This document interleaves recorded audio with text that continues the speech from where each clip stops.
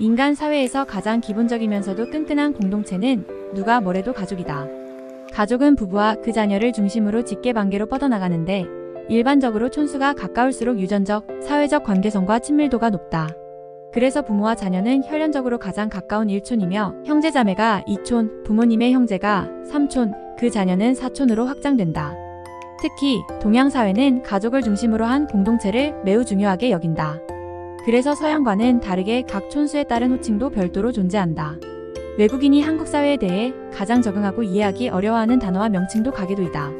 그런데 현대사회에 들어서는 그 혈연 중심의 가족 개념이 조금씩 바뀌고 있다. 기존에는 가족이 될 수도 없고 인정하지도 않았던 다양한 형태의 관계들이 가족이라는 이름으로 제정이 되기 시작했다. 다소 극단적인 예이긴 하지만 그런 관계를 보여주는 작품이 김태용 감독의 영화 가족의 탄생이다. 이 영화엔 세 부류의 가족이 등장한다. 먼저 남매지간인 미라와 형철을 중심으로 한 가족이다. 한동안 연락 없이 지내던 형철이 어느 날 자신보다 20살이나 연상인 애인 무신을 데리고 온다. 세 사람의 어색한 동거가 시작되고 여기에 무신의 전남편의 전부인의 딸 채연이 합류하여 함께 산다. 과연 미라와 무신의 관계가 평안할 수 있을까? 두 번째는 모녀지간인 매자와 성경 가족이다. 현실적인 성경은 생활을 위해 고군분투하지만 남자친구와의 관계는 원활하지 않다. 로맨티스트인 엄마 매자는 성경의 입장에선 마음에 들지 않는 이상한 아저씨와 연인관계에 있고 심지어 아들 경석까지 낳아 살고 있다. 성경과 경석은 남매로 잘 지낼 수 있을까? 세 번째는 이들 가정에서 자란 채연과 경석이 썸을 타는 연인관계인 미래 부부로서의 가족이다. 일반적이지 않은 가정 환경의 영향을 그대로 받고 자란 이들은 서로 사랑하지만 이해하긴 힘들어한다. 이들은 과연 아름다운 조화를 이뤄낼 수 있을까? 우리는 일반적으로 결손가정이나 타인의 손에서 자란 아이들은 반듯하게 자라지 못한다고 여기는 경향이 있다.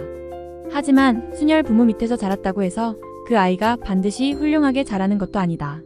아이의 성장과 성숙에는 혈육이나 유전적 요인 외에도 여러 다양한 사회적 관계와 조건이 영향을 미친다. 거기에 개인의 성향도 한몫한다.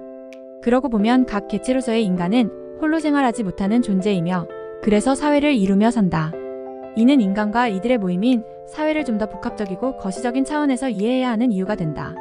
영화에는 도입부터 터널을 통과하는 장면이 몇 군데 삽입되어 있다.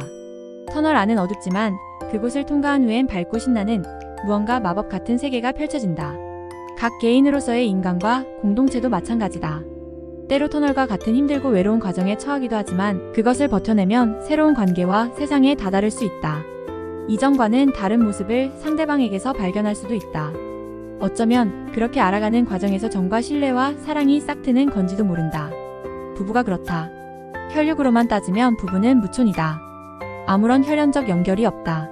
그러나 무엇보다 사랑하는 사이이기에 그들 사이에 혈연으로 연결된 자식이 생기고 한 가족을 이룬다. 그러니 애초에 가족의 시작은 혈연이 아닌 수없이 많은 터널을 통과하면서 신뢰와 사랑이 쌓여간 관계인 남남인 셈이다. 그렇다면 비록 피가 섞이진 않았어도 서로 사랑하며 이해하고 보듬어주면서 그 가운데 정들며 살아가면 그것이 또한 가족이 아니겠는가. 교회가 그렇다. 비록 혈연은 아니지만 하나님을 고백하는 사람들의 신앙 공동체이다. 그들이 과연 일반적인 가족에 비해 격이나 질이 떨어진다고 단언할 수 있겠는가. 예루살렘 모교회는 유무상통의 공동체였으며 성도를 위해 자신의 목숨까지 헌신하는 공동체였다.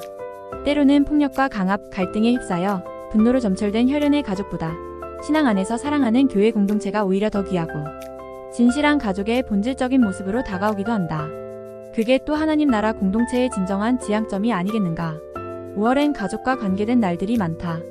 혈연 그 너머로의 가족의 의미를 곱씹어보자.